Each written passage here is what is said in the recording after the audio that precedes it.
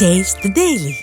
பொய்களால் ஆட்சிக்கு வந்து பொய்களை மட்டுமே வைத்து ஆட்சி நடத்தும் திமுகவிற்கு 2026 தேர்தலில் உரிய தண்டனையை வழங்க மக்கள் தயாராக உள்ளனர் என்று அதிமுக பொதுச் செயலாளர் எடப்பாடி கே பழனிசாமி தெரிவித்துள்ளார்.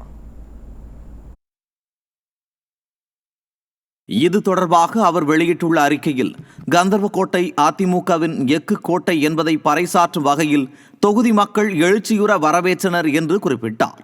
ஸ்டாலின் அரசின் பொய்களால் கந்தர்வக்கோட்டை மட்டுமல்ல, ஒட்டுமொத்த தமிழ்நாடும் ஆடிப்போய்தான் இருக்கிறது என்று கூறியுள்ள அதிமுக பொதுச் செயலாளர், பொய்களால் ஆட்சிக்கு வந்து பொய்களை மட்டுமே வைத்து ஆட்சி நடத்தும் திமுகவிற்கு 2026 தேர்தலில் உரிய தண்டனையை வழங்க மக்கள் தயாராக உள்ளனர் என்றும் குறிப்பிட்டுள்ளார்.